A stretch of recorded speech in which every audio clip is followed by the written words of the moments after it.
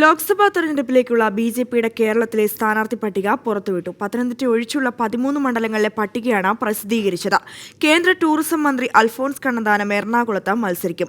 കുമ്മനം രാജശേഖരൻ തിരുവനന്തപുരത്തും Shobha Surendran ആറ്റിങ്ങലിലും സ്ഥാനാർത്ഥികളാകും. Now Kerala has started. Sorry. Kasargod, Ravish Thanti Kuntar, Kannur, Shri C.K. Padmanabhan, Athingal, Shri Shobha Surendran, Thiruvananthapuram, Kummanam Rajashekharan. പത്തനംതിട്ടയിലെ സ്ഥാനാർത്ഥിയായി K സുരേന്ദ്രനെ നിശ്ചയിച്ചിട്ടുണ്ടെങ്കിലും NSS നേതൃത്വത്തെ കൂടി വിശ്വാസത്തിലെടുത്ത് പ്രഖ്യാപനം മതിയെന്ന് തീരുമാനിക്കുകയായിരുന്നു. ഇതേ തുടർന്നാണ് പത്തനംതിട്ടയിലെ സ്ഥാനാർത്ഥിയുടെ പേര് പട്ടികയിൽ ഇടം പിടിക്കാതിരുന്നത്. മത്സരിക്കാൻ വൈമനസ്യം പ്രകടിപ്പിച്ച അൽഫോൺസ് കണ്ണന്താനത്തോട് എറണാകുളത്ത് മത്സരിക്കാൻ കേന്ദ്ര നേതൃത്വം നിർദ്ദേശിക്കുകയായിരുന്നു.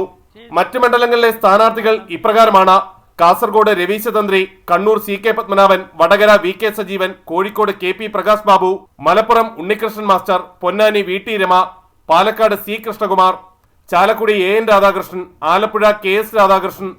ഘടകകക്ഷികൾക്ക് മാറ്റിവെച്ച 6 മണ്ഡലങ്ങളിലെ സ്ഥാനാർത്ഥികളെ കേരളത്തിൽ പ്രഖ്യാപിക്കും. എന്ത് കാരണം പറഞ്ഞാലും പത്തനംതിട്ട മണ്ഡലത്തിലെ സ്ഥാനാർത്ഥിയെ പ്രഖ്യാപിക്കാൻ സാധിക്കാത്തത് BJPക്കുള്ളിൽ ശക്തമായിട്ടുള്ള തർക്കം നിലനിൽക്കുന്നു എന്നതിന്റെ സൂചനയാണ്. ഡൽഹിയിലെ BJP ആസ്ഥാനത്ത് നിന്നും R. രാധാകൃഷ്ണൻ, 24.